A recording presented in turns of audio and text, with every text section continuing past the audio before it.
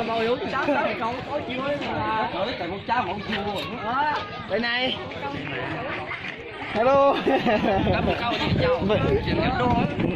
Ê thanh niên đi. Đi vô mong vắt không có tôi đâu mà đi. Thôi em xin. Mày nói nào xin anh quay vắt à? Trên kia.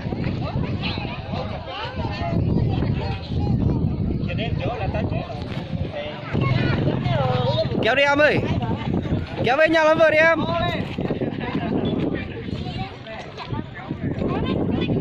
Vụ này là xong rồi, bị bắt lấy đi làm vợ rồi.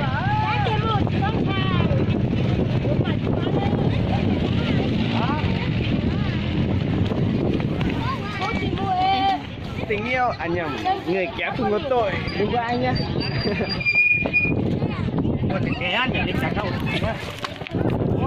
Ô,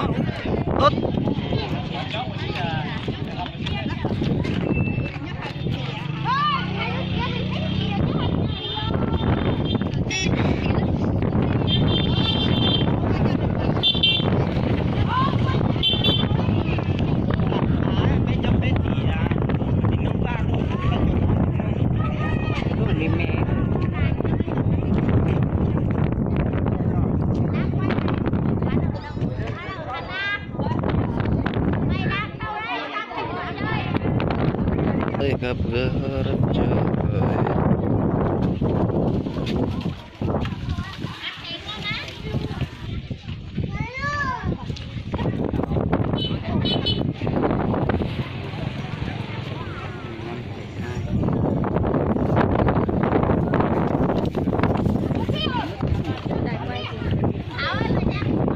Clip này bị trôn nó, cái này mà mai mà không đánh nhau là bị trôn nó rồi.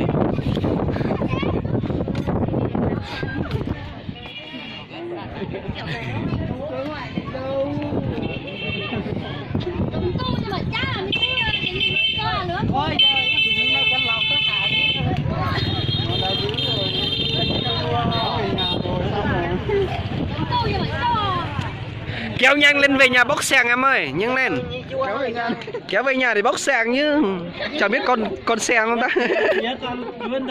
Đây không từ tụi tay không tụi cư rồi.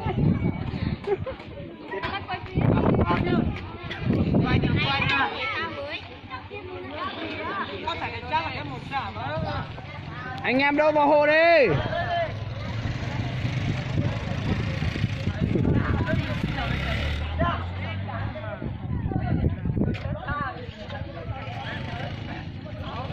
Trời ơi, đi kéo cái con xe khổ nhắm.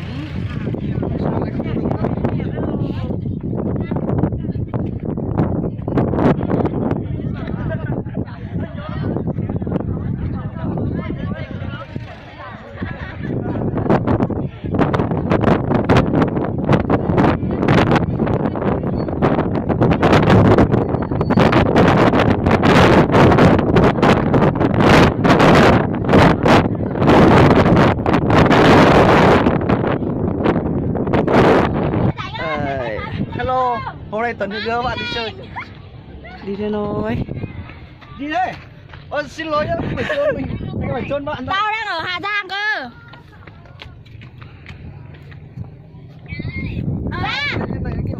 Nga đây.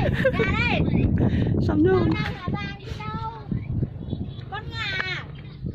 Đẹp thế, đúng là đèo mà bên này thôi. Bốn này ạ. Mày lúc nào mà xuống?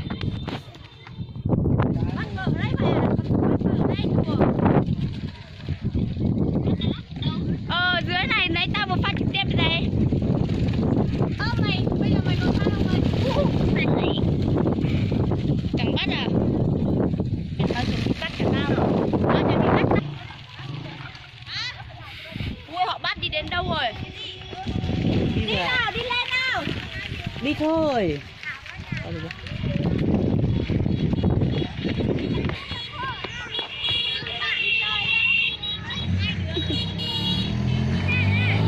Bốc nhét ngầu chưa nào, núi đá nào.